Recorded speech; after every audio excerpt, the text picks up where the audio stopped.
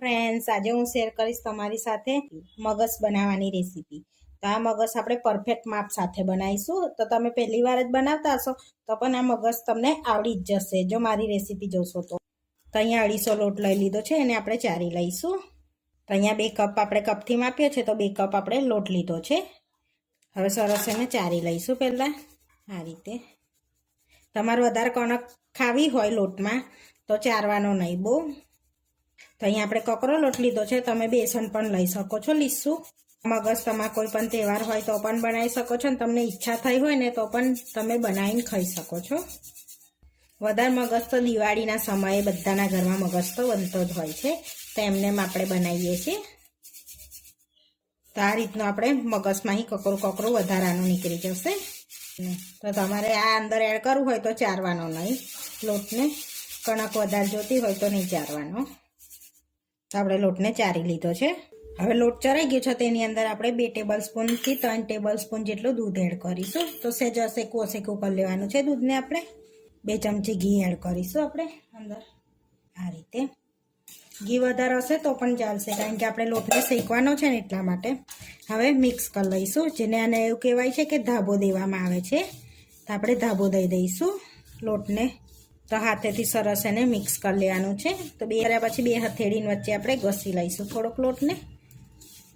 હવે બધું મિક્સ થઈ ગયું છે, 2 હાથેથી આ રીતે ઘસી લઈશું આપણે. 2 હાથની વચ્ચે આ રીતે ઘસી લેવાનો છે, એટલે સરસ મિક્સ થઈ જશે ઘી ને દૂધ. આ રીતે આપણે 2 હાથેથી ઘસી લીધો છે. હવે આપણે ચાઈનો લઈ લીધો છે, તો મોટી જારીવાળો પણ ચાઈનો લઈ શકાય છે, નાની જારીવાળો પણ લઈ શકાય છે. તો હવે આપણે ચાઈનો લઈ લીધો છે, એમાં આપણે ચારી લઈશું લોટને. તો આ રીતે મિક્સ કરી લઈશું.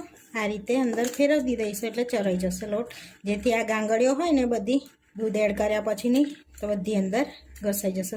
ગાંગળીઓ ના રહે એટલે ચારવાનો આપણે. આ રીતે ચારી લેવાનો છે. પછી આ રીતની ગાંગળીઓ વધે ને એટલે આપણે હાથથી આ રીતે ઘસી લઈશું, એટલે બધી નીકળી જશે. તો આપણે બધા લોટને ઘસી લીધો છે આ રીતે ચાઈનામાં. હવે જોઈ શકો છો એક બી રહ્યું નહીં કણક જેવું. આ રીતનું ગાંગડા ના રહે ચારી લઈએ તો. હવે આપણે એને શેકી લેવાનો છે લોટને. હવે અહીંયા કઢાઈ લઈ લીધી છે આપણે. હવે એની અંદર આપણે ઘી એડ કરીશું. તો આપણે 200 ગ્રામ જેટલું ઘી એડ કરવાનું છે અંદર.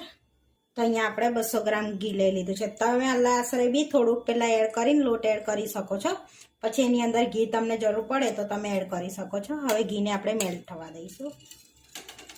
હવે ઘી આપણું મેલ્ટ થઈ ગયું છે સરસ. તો આપણે લોટ એડ કરી દઈશું અંદર.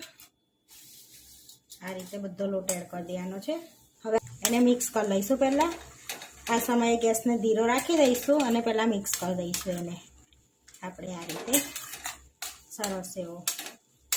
તો જોઈ શકો છો બધું ઘી એબ્ઝોર્બ થઈ ગયું છે આ રીતે. તો આ લોટને આપણે ધીમા તાપે શેકવાનો છે, જેથી કણક બી કાચો ના રહે ને અંદર સુધીને શેકાઈ જાય.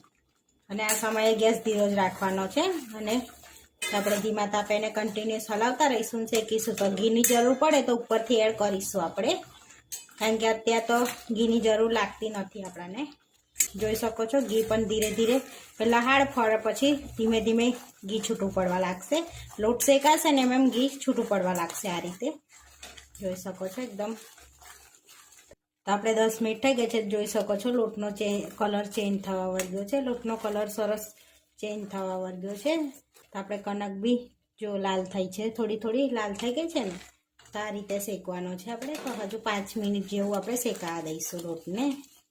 તો આપણો લોટ શેકાઈ ગયો છે સરસ, જોઈ શકો છો મગસનો. હવે ગેસને આપણે બંધ કરી દઈશું.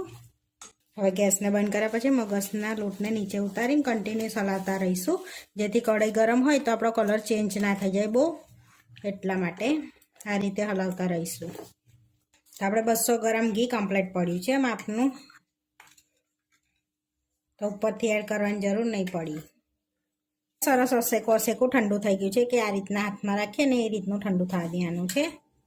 હવે આપણે દરેલી ખાંડ એડ કરવાની છે અંદર 200 ગ્રામ જેવી. હવે મિક્સ કરી લઈશું. તમે સાકરનો પાવડર પણ એડ કરી શકો છો અંદર. હવે સરસ આપણે મિક્સ થઈ ગયું છે આ રીતનું. હવે 1 ચમચી ફ્લેવર માટે ઇલાયચી પાવડર એડ કરીશું આપણે. 1 ચમચી કાજુના ટુકડા એડ કરીશું ને 1 ચમચી બદામની કતરણ એડ કરીશું 1 ચમચી ચારોલી એડ કરીશું. આટલું થોડુંક આપણે લોટમાં મિક્સ કરી લેવાનું છે. આ રીતે મિક્સ કરી લઈશું આપણે બધું. હવે મિક્સ થઈ ગયું છે બધું. હવે આપણે ઠારી લઈશું આને. તો થોડું અસેકું હોય ને ત્યારે જ ખાંડ નાખવાનું, નહીં તો કડક થઈ જશે આપણો મગસ. અહીંયા તે ઘીથી ગ્રીસ કરી લઈશું ટાટને.